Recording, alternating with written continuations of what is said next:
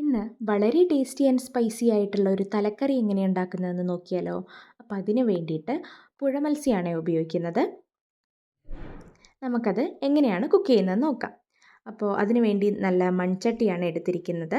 അപ്പോൾ മൺചട്ടിയിലേക്ക് കുറച്ച് വെളിച്ചെണ്ണ ഒഴിച്ച് കൊടുക്കുന്നുണ്ട്. ആ വെളിച്ചെണ്ണ ഒന്ന് ചൂടായി വരുമ്പോഴേക്കും കുറച്ച് കടുക് ഇട്ട് കൊടുക്കുന്നുണ്ട്.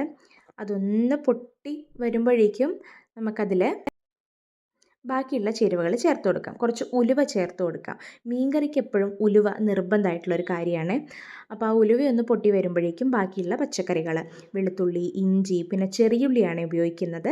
കരിവേപ്പില, പച്ചമുളക് ഇതെല്ലാം ഒന്ന് ചേർത്ത് കൊടുത്ത് അതിൻ്റെ ആ ഒരു പച്ചമണം മാറുന്നത് വരെ ഒന്ന് ഇളക്കി കൊടുക്കാം. അപ്പോൾ പെട്ടെന്നാവാൻ വേണ്ടി അതിലേക്ക് കുറച്ച് ഉപ്പും കൂടെ ചേർത്ത് കൊടുക്കുന്നുണ്ട്.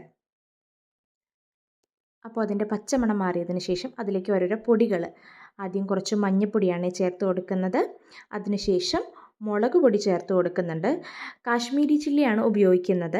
കാരണം അത്യാവശ്യം മുളക് നേരത്തെ ഇട്ടിട്ടുണ്ടായിരുന്നു. അപ്പോൾ കാശ്മീരി ചില്ലിയാണ് ഉപയോഗിക്കുന്നത്. പിന്നെ അതുപോലെ തന്നെ മല്ലിപ്പൊടി ചേർത്ത് കൊടുക്കുന്നുണ്ട്.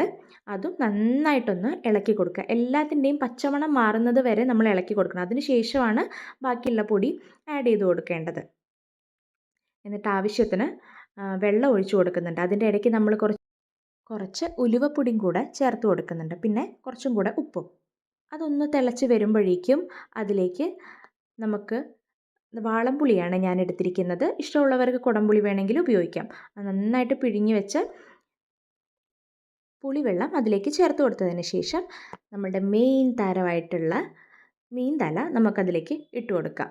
എന്നിട്ട് അതൊന്ന് നന്നായിട്ടൊന്ന് ഇളക്കി ചേർത്ത് നമുക്ക് മെല്ലെ അതൊന്ന് അടച്ച് വയ്ക്കാം.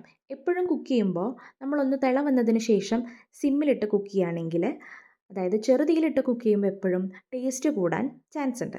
അപ്പോൾ കുറച്ച് കഴിഞ്ഞതിന് ശേഷം നമ്മുടെ മീൻകറി ഇവിടെ റെഡി ആയിട്ടുണ്ട്. അപ്പോൾ അതിൻ്റെ മേലെ കുറച്ച് കരിവേപ്പില ആഡ് ചെയ്ത് കൊടുക്കാം. അപ്പോൾ അതിൻ്റെ ഒരു പച്ച മണം വരും. അതിനൊരു പ്രത്യേക ഫീലാണ്. അതിലേക്ക് വേണമെങ്കിൽ നമുക്കതിൻ്റെ മേലെ കുറച്ച് വെളിച്ചെണ്ണ വേണമെങ്കിൽ നമുക്ക് ആഡ് ചെയ്ത് കൊടുക്കാവുന്നതാണ്. അതാ നമ്മളുടെ മീൻകറി ഇവിടെ തയ്യാറായിട്ടുണ്ട്.